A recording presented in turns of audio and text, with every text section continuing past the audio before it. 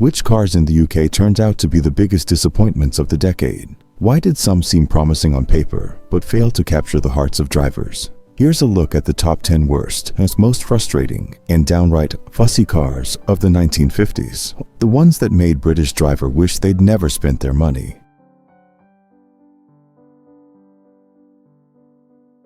Hello and welcome back to the channel. Today, we're taking a look at a car that was meant to be a small, affordable economy vehicle, but quickly became overshadowed by its competitors, the Austin A30. Produced from 1951 to 1956, the A30 was Austin's answer to the popular Morris Minor, offering a simple, budget-friendly option for families and city dwellers.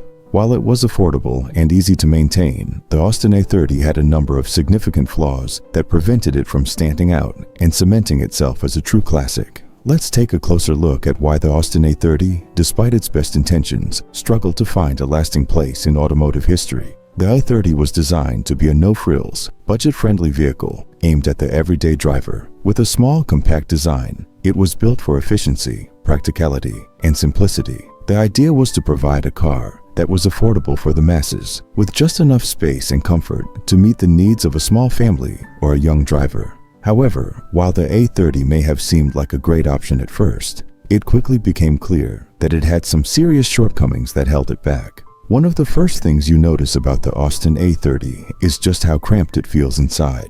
While it was marketed as a small family car, the interior space was incredibly limited, making it uncomfortable for anything other than short trips. With its tight cabin and lack of legroom, the A30 was far from spacious, and long journeys in the car were often uncomfortable. In fact, the seats were poorly designed, offering little in terms of support or comfort. This made the driving experience less than enjoyable, particularly for anyone taller than average. When it came to performance, the Austin A30 didn't fare much better. The car was powered by a modest 803 cubic centimeter engine, which, while sufficient for city driving, was underpowered for anything more.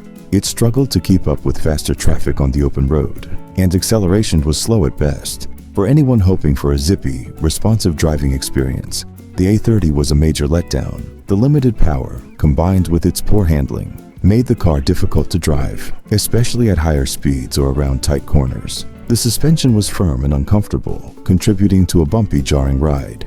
But the biggest issue with the A30, and one that would plague many cars of its era, was its tendency to rust. The Austin A30's body panels were highly susceptible to corrosion, especially around the wheel arches and undercarriage. This made the car less durable and often required frequent visits to the garage for rust repairs. In a time when cars weren't built to withstand the elements as well as they are today, the A30's rust problems were a significant flaw that many owners had to contend with. I spoke to a couple of former Austin A30 owners, and their experiences paint a picture of a car that, while functional, didn't offer much beyond basic transportation. One owner shared, "I had an A30 when I was first starting out, and while it was cheap, it was a real pain to drive. It was cramped, slow, and I was always fixing something. The rust problem was the worst. After a few years, it seemed like the whole car was falling apart." Another owner recalled, "It wasn't a bad car for short trips, but if you had to go on the motorway or anything, it just couldn't keep up. And the seats were terrible for anything longer than 30 minutes. Thus, what is the legacy of the Austin A30? Unfortunately, it's one of those cars that was quickly forgotten as better alternatives came to market. While it served its purpose as a low-cost vehicle for those looking for basic transportation, it was overshadowed by more practical and comfortable cars, such as the Morris Minor and later models from BMC. The A30's cramped interior, limited performance, and rust issues made it less appealing than its competition, and it never quite earned the same affection from collectors or enthusiasts. In conclusion, the Austin A30 remains a car that fulfilled a simple purpose but ultimately didn't have much to offer beyond affordability. While it may have been an economical choice for those looking for a budget car, it lacked the performance, comfort, and durability needed to make it a lasting success. The A30 was soon overtaken by its competitors and has largely been forgotten, remembered only as an entry in the early post-war economy car market. Do you think the A30 could have been a more successful car if it had addressed its shortcomings? Or was it always going to be overshadowed by better alternatives? Let me know your thoughts in the comments below. The standard Vanguard Phase 1, produced from 1947 to 1953, The Vanguard was designed to offer a sturdy, no-nonsense vehicle for the British public and to compete in international markets. Unfortunately, despite its ambitions, the Vanguard Phase 1 had more than its fair share of issues that held it back, both in terms of performance and reliability. Let's dive into what made the Vanguard Phase 1 less than impressive and why it never managed to secure its place in history. The standard Vanguard was introduced as a practical family car with a robust post-war design. Its styling was square and simple, which matched the utilitarian demands of the time. The idea was to create a car that could easily transport families, but also serve as an export model for foreign markets. For the most part, it fulfilled these basic requirements. The interior was spacious for its time, and the car's rugged build made it ideal for the uncertain roads of post-war Britain. However, beneath its sturdy exterior, the Vanguard Phase 1 was plagued with serious mechanical and quality issues. One of the major criticisms of the Vanguard was its build quality, or rather, the lack of it. While it may have been designed to be tough and dependable, the car suffered from poor construction that affected its long-term durability. One of the most notable problems was rust. The Vanguard was particularly prone to corrosion, especially in the wheel arches and undercarriage, areas where rust would spread quickly. Given the wet and salty British roads, this was a major issue, and many early Vanguards quickly succumbed to the rust that would render them unusable. Owners found themselves having to replace panels and deal with the constant battle against corrosion. In terms of performance, the Vanguard Phase 1 was also less than stellar. Powered by a 1.8-liter inline-6 engine, it wasn't exactly fast, but it was expected to be reliable and practical. However, the Vanguard was heavy and underpowered for its size, which made it sluggish on the road. Its acceleration was slow, and it didn't have the power to keep up with the growing number of competitors who were offering more refined and quicker alternatives. The engine felt lethargic, and when paired with its heavy chassis, the driving experience was anything but enjoyable. Another area where the Vanguard Phase 1 fell short was its suspension and handling. While the car was sturdy, it didn't offer a smooth or comfortable ride. The suspension was stiff and unrefined, which led to a bumpy experience on anything other than perfectly smooth roads. Handling wasn't much better. The Vanguard lacked the agility that many of its rivals offered, making it difficult to maneuver, especially in tight spaces or urban environments. I spoke to a few former owners of the standard Vanguard, and their experiences reflect the frustrations that many felt with the car. One owner recalled, "It was a solid enough car, but it was always rusting. The engine was sluggish and it really struggled when you pushed it on the open road. It was just too heavy for what it was." Another owner shared, "It seemed like it was built to last, but the quality just wasn't there. After a few winters, the rust started showing up everywhere, and the performance just wasn't up to par with newer cars coming out." So, what is the legacy of the standard Vanguard Phase 1? The Vanguard was an important car for its time, providing a sturdy option for families and businesses. However, it quickly became overshadowed by more refined, reliable, and faster cars from other manufacturers. Its sluggish performance, poor build quality, and rust issues meant that it was rarely regarded as a standout success, and it faded into obscurity as better alternatives became available. In conclusion, while the standard Vanguard Phase 1 had its place in post-war Britain, its flaws were hard to overlook. The car may have been designed with good intentions to be a tough, practical vehicle for families and international markets, but its poor build quality, rust problems, and underpowered performance meant that it never really lived up to expectations. Today, the Vanguard Phase 1 is mostly remembered for being a footnote in the history of British motoring. An example of a car that, despite its initial potential, couldn't keep up with the times. Do you think the Vanguard would have fared better if it had addressed its issues with rust and performance?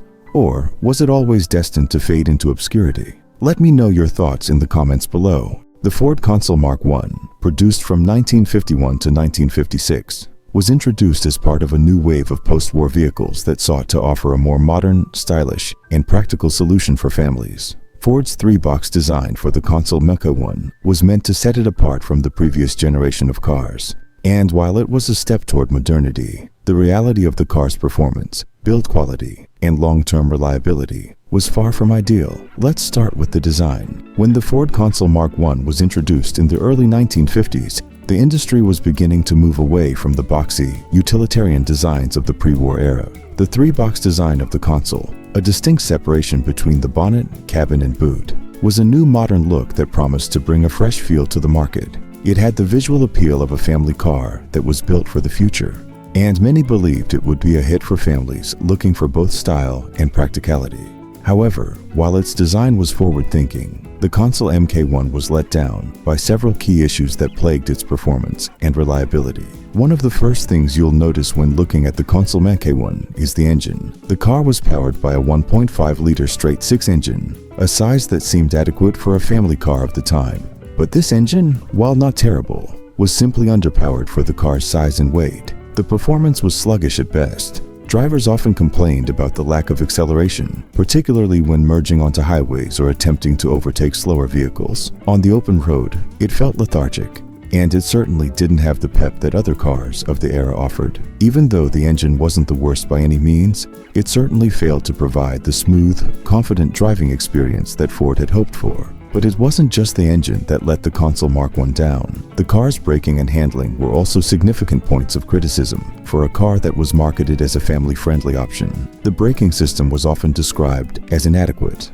When pushed to its limits, the Consul's brakes had trouble stopping the vehicle in a reasonable distance, which made driving at higher speeds or in emergency situations more of a challenge. For a vehicle that was intended for families, safety should have been a top priority. Yet this flaw remained a serious concern for owners. Handling was another area where the Consul Mk1 faltered. The car's suspension system was stiff and unrefined, meaning that passengers often experienced a bumpy, uncomfortable ride, especially on rough or uneven roads. Given that family cars are expected to provide comfort, the Consul Mk1 fell short in this department as well. The ride could feel jarring, and the car wasn't known for its ability to handle tight corners or sharp turns with the agility many other cars of the time possessed. Drivers found themselves struggling to keep the car stable on more demanding roads, which certainly detracted from its overall appeal. Now, perhaps the most notorious problem with the Ford Consul Mark I was its tendency to rust. Like many cars of the 1950s,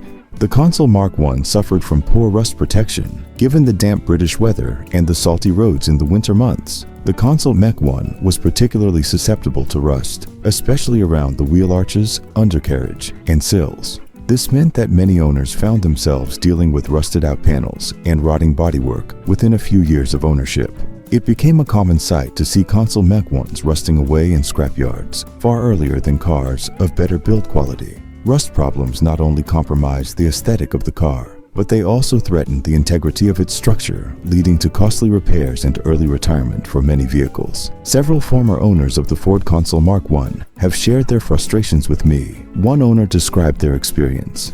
"I really wanted to like the Consul Mk1. The design was beautiful, and I thought it was going to be a reliable family car. But within a couple of years, the rust was already showing up, and the engine couldn't keep up. It was especially bad when you had to drive it on the motorway. Just no power when you needed it." Another shared, "The handling was awful, and you could feel the bumps in the road, especially with the family in the car. Plus, the brakes were terrible. I never felt safe driving it."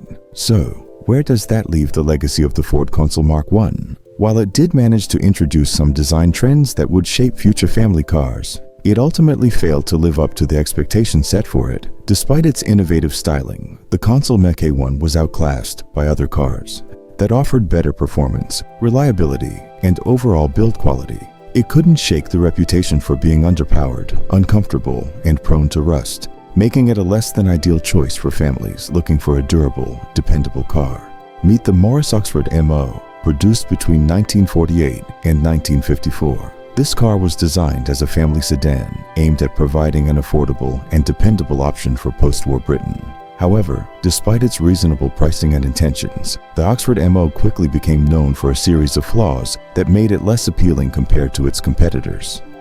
Let's break down why this once promising family car didn't quite live up to expectations. The Morris Oxford MO came at a time when British car manufacturers were working hard to offer reliable transportation to a population recovering from the ravages of war. The Oxford MO, with its modest, unassuming styling, was intended to serve as an everyday family car that could take you from point A to point B without any fuss. It had a simple, no-nonsense design, which was typical for the era, with a boxy shape that focused more on practicality than flair. While it wasn't an unattractive car by any means, it didn't have the kind of style that would make you look twice in the showroom. But where the Oxford MO really starts to show its flaws is under the bonnet. Powered by a 1.5-liter four-cylinder engine, the car was underwhelming when it came to performance. It offered weak acceleration, especially when fully loaded with passengers or luggage. In an era when cars were still relatively slow, the Oxford MO's performance didn't do much to set it apart from its competitors.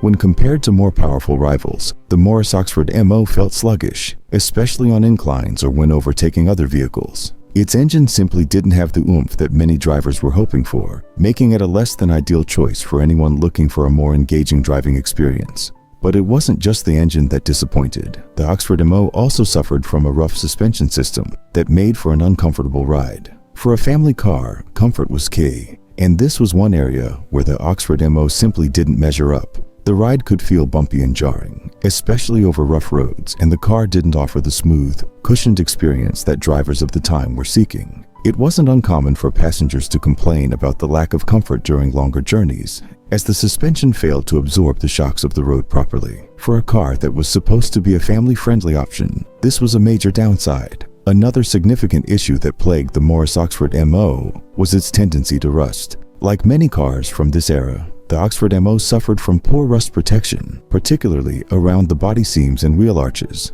This rust problem, combined with the relatively cheap build quality, led to the car deteriorating quickly, especially in harsher weather conditions. The Oxford MO's build quality was simply not up to the standard that would allow it to last for many years. And this rust issue became one of the defining characteristics of the car. Despite being intended as a practical and affordable family car, the Oxford MO struggled to stand out in a competitive market. The car's lackluster engine, rough ride, and rust issues meant that it wasn't the most reliable or exciting option available to buyers.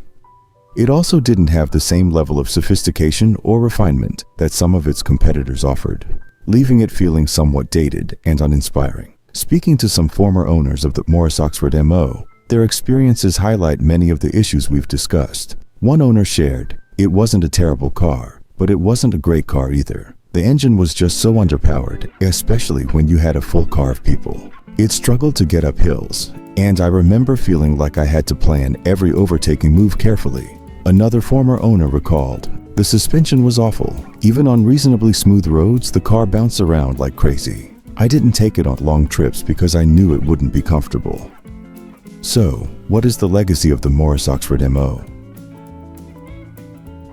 While it filled a gap in the market for an affordable family car, it was overshadowed by more reliable, more comfortable, and more powerful options from other manufacturers. The lack of excitement, combined with its build quality issues, meant that the Oxford MO never gained the kind of loyal following that would ensure its place in automotive history. Despite its practicality, it became known more for its shortcomings than for anything particularly outstanding. In conclusion, the Morris Oxford MO is a car that's largely forgotten today.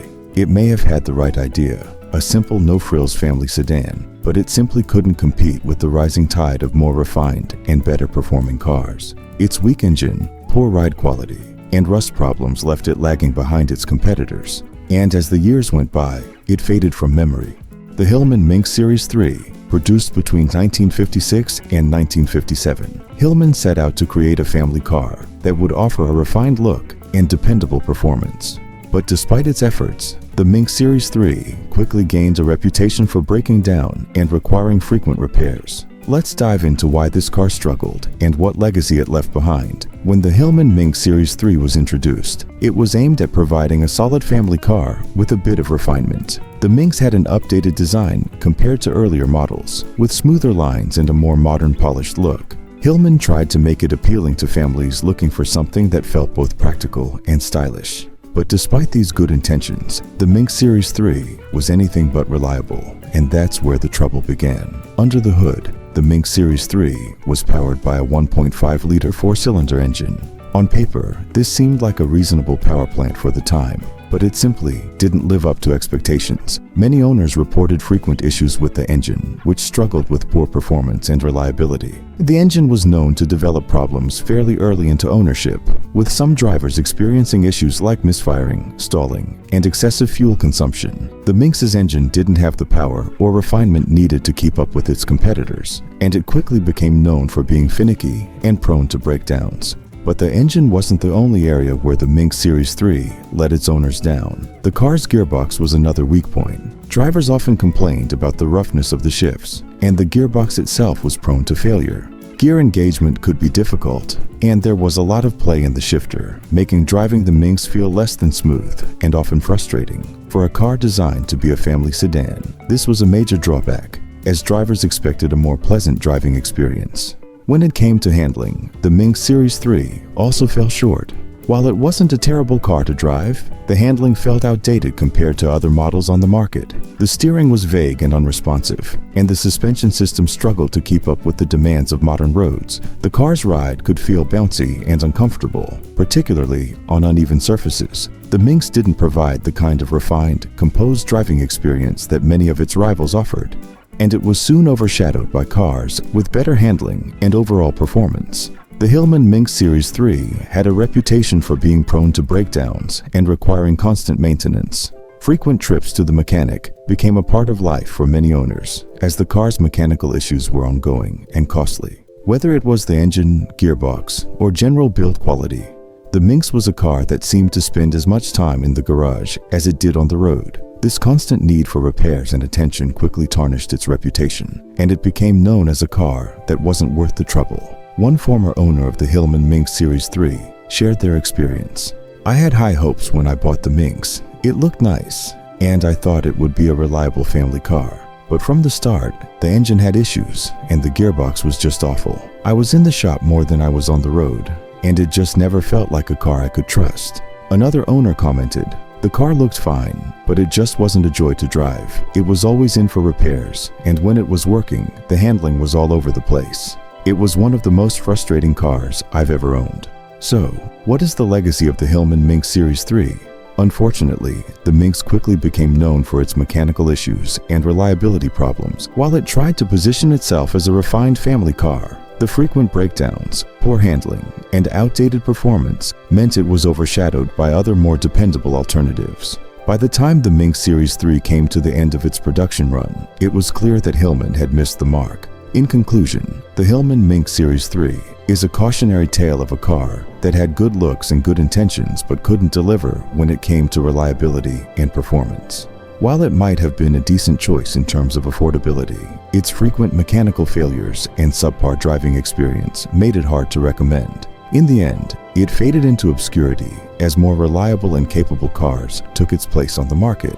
The Austin A40 Somerset, produced between 1952 and 1954, the Somerset was marketed as a mid-range family car that combined a traditional British design with practicality. But while it certainly had the looks, it struggled when it came to performance, handling, and overall reliability.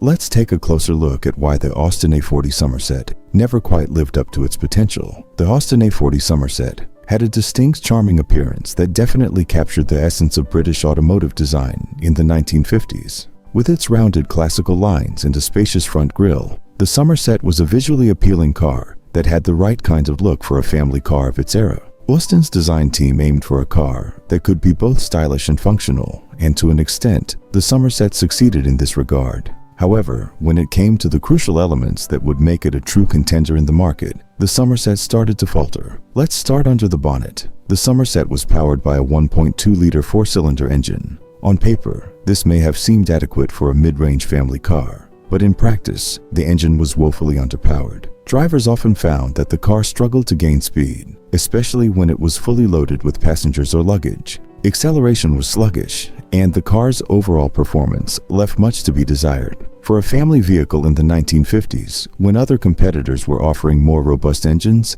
the A40 Somerset just couldn't keep up. This underwhelming engine made it difficult for the Somerset to offer the kind of driving experience that drivers had come to expect from a car of its class. But it wasn't just the engine that let the Austin A40 Somerset down. The car's handling was another area where it failed to impress. The suspension system wasn't very well suited for modern driving conditions, and the car's steering lacked precision. While it wasn't completely difficult to drive, the A40 Somerset certainly wasn't a car that gave you confidence on the road. It often felt cumbersome, especially when cornering or navigating tighter spaces. The ride could also feel uncomfortable at times, particularly on rougher roads, which made longer journeys a bit of a chore. The reliability of the Somerset also came into question. While not necessarily a complete failure in terms of durability, the A40 Somerset had its fair share of issues. Problems with the engine, electrical systems, and gearbox were relatively common, and the car wasn't known for being particularly trouble-free. Owners often found themselves having to deal with repairs more often than they would have liked, which, in an era when reliability was a major selling point, wasn't a good look for the Austin A40 Somerset. Inside the car, the Somerset wasn't much of an improvement. While the front seats offered reasonable comfort, the rear seats were notably cramped, making it uncomfortable for passengers. Family cars of this era needed to provide space and comfort for everyone, especially in the back. But the Somerset's limited rear seat space made it less than ideal for longer journeys or carrying a full load of passengers. For a car that was marketed as a family vehicle, this lack of space was a significant flaw. One former owner summed up their experience with the Somerset by saying, "It was a nice-looking car, but the engine was just too weak. I remember taking it on a trip with the family, and it was almost painful trying to get up hills. The back seat was uncomfortable too, especially for my kids, and we ended up avoiding long trips because it just wasn't spacious enough." Another owner commented, "I liked the design, but the handling was clunky, and it wasn't the most reliable car. It was in the garage more than I would have liked." Despite its classic British appeal, the Austin A40 Somerset struggled to maintain its place in the market. Its weak performance, poor handling, cramped interior, and frequent reliability issues meant it was never going to become a staple of family life. It was quickly overshadowed by more modern, better-performing cars that could offer more power, more comfort, and greater reliability. So, what is the legacy of the Austin A40 Somerset? While it certainly had a charming look and provided basic transportation for families in the early 1950s, its performance and handling left much to be desired. The cramped rear seats and unreliable engine meant it wasn't able to keep up with the demands of the evolving car market, and the Somerset was soon left behind. It remains a nostalgic piece of British automotive history, but one that wasn't able to live up to the expectations of its time. In conclusion, the Austin A40 Somerset is a classic example of a car that had the looks and the idea, but couldn't quite deliver in terms of performance and practicality. Despite its charm, its weak engine, poor handling, and lack of space ultimately led to its decline. The Rover P4, produced between 1949 and 1964, the P4 was marketed as a luxury vehicle, aimed at those who wanted something a little more refined. But while it had all the trappings of a prestigious car, the Rover P4 had some significant issues that made it less desirable over time. Let's explore why this luxury sedan, despite its classic appeal, didn't quite stand the test of time. The Rover P4 was positioned as a premium car in the post-war British automotive market, and it certainly looked the part. Its conservative, dignified design appealed to older buyers and those looking for something more sophisticated than the average family sedan. The P4's upright grille, elegant lines, and well-crafted finish gave it an air of refinement. But while the car's styling was respectable and aimed at attracting a more mature audience, it quickly became clear that it was a car stuck in the past, both in design and in performance. One of the most obvious drawbacks of the Rover P4 was its weight. The car was heavy, and that weight had a significant impact on its performance and fuel economy. The P4 wasn't exactly a speed demon. In fact, it was rather sluggish, especially considering its luxury status. The heavy body made it slower off the line, and the car's overall acceleration was lackluster. This might not have been a deal-breaker for those who were more concerned with comfort and style, but for anyone expecting a thrilling ride, the Rover P4 fell short. Speaking of comfort, while the P4 was indeed a large car, it didn't translate to the kind of effortless performance many luxury buyers had come to expect. The ride was more functional than luxurious. In a time when cars were evolving to offer smoother, more responsive driving experiences, the P4's heavy frame and dated suspension system made for a driving experience that felt cumbersome. It was the kind of car you'd take for a leisurely drive, but not one you'd look forward to taking on winding roads or long-distance journeys. Another area where the Rover P4 struggled was fuel economy. The car's hefty weight, combined with its relatively modest engine options, meant that it consumed a lot of fuel for the power it delivered. At a time when fuel economy was becoming an increasingly important factor for consumers, the P4's thirst for petrol was a noticeable disadvantage. It wasn't exactly the kind of car you'd want to drive around town for errands, as it would quickly burn through your fuel budget without offering much in return. Beyond performance and fuel consumption, the Rover P4 was notorious for its electrical issues. Owners frequently reported problems with the car's electrical systems, including faulty wiring, malfunctioning lights, and issues with the starter motor. These electrical failures were not only inconvenient, but also contributed to the car's reputation for being unreliable. For a car that was supposed to be a symbol of luxury and sophistication, these issues were a major letdown and ultimately tarnished the P4's appeal. The car's styling, which had initially been seen as dignified and respectable, began to look outdated relatively quickly. While other manufacturers were moving towards more modern, streamlined designs, the P4's boxy conservative appearance soon appeared old-fashioned, even at the time of its release. The car never quite shed its stodgy reputation, and despite being a solidly built vehicle, it never seemed to offer the kind of flair or cutting-edge design that would attract a broader audience. Former owners of the Rover P4 have shared their thoughts on the car's performance. One owner remarked, "It was a lovely car to look at, but driving it felt like steering a tank. It was heavy, slow, and didn't feel like it had the luxury performance to match the looks." Another recalled, "I always enjoyed the comfort of the P4, but the electrical problems were constant. It was always something. One week it was the starter motor, the next week it was the lights. It was frustrating." Despite all its shortcomings, the Rover P4 remains a classic to some, particularly those who appreciate its role in British automotive history. Its conservative design and robust build quality give it a certain charm, especially to collectors who admire its vintage luxury status. However, it's also a car that didn't age well. Even when it was first launched, the P4 seemed outdated in its design and performance. Over time, as other manufacturers pushed the boundaries of car technology, the Rover P4 became increasingly irrelevant. In terms of legacy, the Rover P4 was admired by some as a classic, but it never achieved the kind of lasting popularity that its creators might have hoped for. It was slow, heavy, and plagued with reliability issues, and it simply couldn't keep up with the rapid developments in automotive technology throughout the 1950s and 1960s. While it did have a loyal following among a niche group of enthusiasts, the Jowett Javelin, a vehicle that was ahead of its time in many ways, but ultimately failed to overcome its shortcomings. Produced from 1947 to 1953, the Javelin was a bold attempt by the small British manufacturer Jowett to make a mark in the post-war automotive world. But while the Javelin had some impressive features, it was plagued by problems that led to its untimely demise. Let's explore why this once promising car didn't quite live up to expectations. First, let's talk about the design. The Jowett Javelin was one of the first British cars to embrace the streamlined design trend that was sweeping across the automotive world in the late 1940s and early 1950s.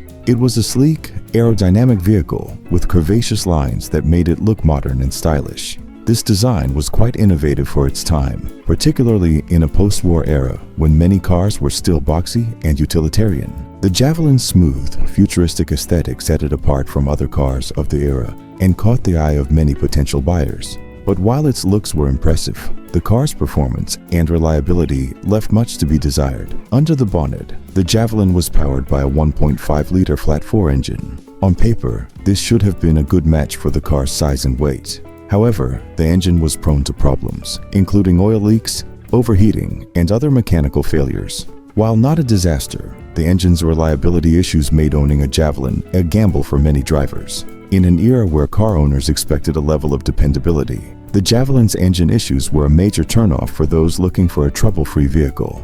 In addition to the engine problems, the Javelin's suspension system was another weak point. The car had a reputation for a rough, uncomfortable ride, and its suspension was prone to failure over time.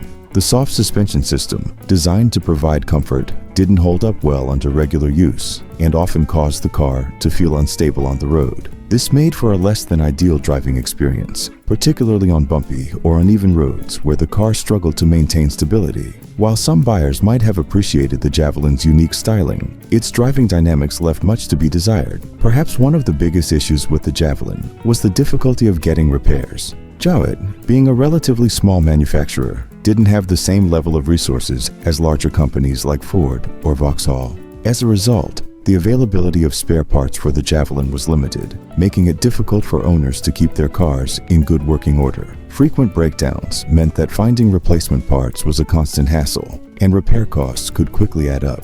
For many owners, the lack of reliable service and parts availability made the Javelin a less than ideal choice, especially when compared to more popular cars of the era that had better support networks. The problems with the Jowett Javelin didn't just affect its owners, they also had a significant impact on the company itself. Jowett's financial troubles were exacerbated by the car's high maintenance needs and reputation for breaking down. The company struggled to meet demand and was ultimately unable to sustain the level of production required to make the Javelin a success. This, combined with the lack of parts and repair services, led to Jowett's financial collapse. The company was eventually forced to close its doors in the early 1950s, and the Javelin was discontinued after just a few years in production. Former owners of the Javelin have commented on their experiences with the car. One recalled, "I loved the way the Javelin looked, but it was always in the shop. The engine was constantly giving us trouble, and the suspension was dreadful. It wasn't a fun car to drive, and it seemed like I was always waiting for parts to fix it." Another owner said, "It had so much potential, but the mechanical problems were just too much to handle. I had to let it go because I couldn't keep up with all the repairs." Despite its troubled production run, the Jowett Javelin did have some fans who appreciated its design and innovation. It was a car that stood out in a crowded market and showed what a small company could accomplish with the right vision. But the reality was that its mechanical issues and high maintenance costs were simply too much for most owners to tolerate. So, what is the legacy of the Jowett Javelin? While it remains a fascinating example of post-war British design, it's also a cautionary tale of what happens when innovation is overshadowed by reliability issues. The Javelin's inability to meet the needs of its owners, combined with Jowett's limited resources, led to its rapid decline. The car's high maintenance needs, frequent breakdowns, and poor parts availability made it a poor investment for many, and its failure contributed to the end of Jowett as a car manufacturer. The Hereford was intended to give families a bit of added comfort and class, while keeping true to the affordable practicality that Austin was known for. But despite these aims, the Hereford struggled to leave a lasting positive mark on the automotive world, and many of its qualities ended up hindering its success rather than helping it. First, let's explore the concept behind the A70 Hereford. It was introduced as a step above the smaller Austin A40, meant to cater to families who wanted more space and a bit of added refinement. The Hereford offered a larger body, seating that was designed to be comfortable for the whole family, and styling that was more substantial than its smaller sibling. On the outside, it had a rounded, almost grand look that was quite different from the sharp angular designs that would come into popularity in the years that followed. But while it looked the part of a respectable family car, its bulky design had serious drawbacks when it came to performance and handling. Under the hood, the Hereford came with a 2.2-liter, 4-cylinder engine. While this engine sounded promising on paper, in reality, it wasn't quite powerful enough to pull the Hereford's hefty frame with ease. As a result, the car felt sluggish and underwhelming on the road, especially when loaded with passengers or cargo. Acceleration was slow, and many drivers found it frustrating to keep up with traffic, particularly on hilly roads or during long highway drives. This lack of power made the Hereford feel heavy and awkward, far from the agile, responsive car that many families would have hoped for. Another issue with the Hereford was its fuel efficiency, or rather, the lack thereof. For a family car, one would expect reasonable fuel economy, especially in post-war Britain when efficiency was highly valued. But the Hereford's weight and underpowered engine meant that it drank more fuel than many of its contemporaries. In an era when drivers were increasingly conscious of fuel costs, this was a big downside. The Hereford's poor fuel efficiency made it more expensive to run, and it wasn't long before families began to look elsewhere for cars that would give them better value at the pump. Then there's the issue of handling. Unfortunately, the Hereford's performance wasn't just hampered by its weak engine and heavy frame. Its handling left much to be desired as well. The Hereford was notorious for its lackluster steering response, making it feel somewhat disconnected from the road. Its suspension, while providing a smooth enough ride on straight roads, was not suited to more demanding driving conditions. Corners and sharp turns posed a particular challenge, as the car's body would lean heavily, which could be unnerving for drivers and passengers alike. Simply put, the Hereford wasn't a car you would choose for an enjoyable or confident driving experience. But if all of these issues weren't enough, the Hereford was also highly susceptible to rust. Austin's reputation in the 1950s was increasingly tarnished by the rust-prone nature of its cars, and the Hereford was no exception. British weather and salted roads made rust a real problem, and owners of the A70 Hereford found that the car's bodies would start to deteriorate sooner than they'd hoped. This rust issue didn't just affect the car's appearance. It also reduced its structural integrity, further diminishing its already limited resale value. Many Herefords were scrapped long before their engines wore out simply because rust had taken such a toll on the body. Former owners of the Hereford have been vocal about their experiences. One owner recalled, "It was comfortable enough, but it felt sluggish. I always seemed to be filling up the tank, and rust spots appeared just a couple of years in. It just didn't hold up well." Another added, "The Hereford was meant to be a step up, but it felt like I was stepping back. Handling was poor, and on rainy days, you could practically see it rusting before your eyes."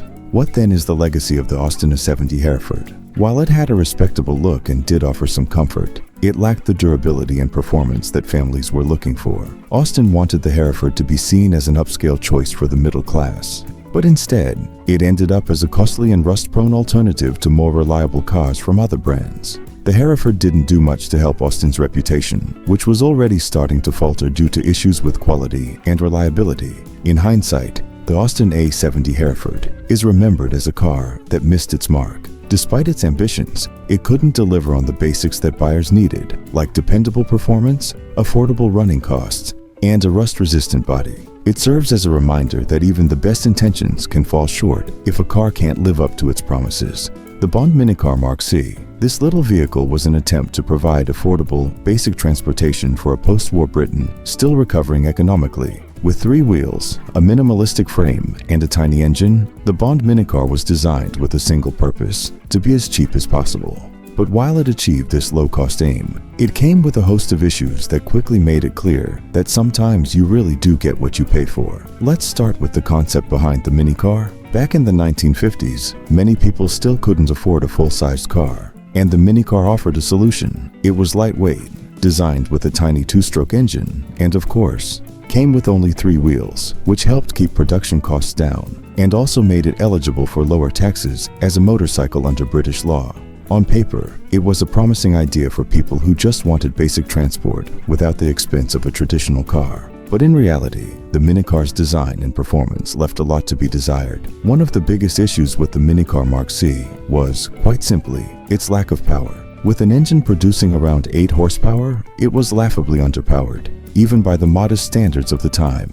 Getting the Minicar up to any kind of speed required patience and a downhill slope.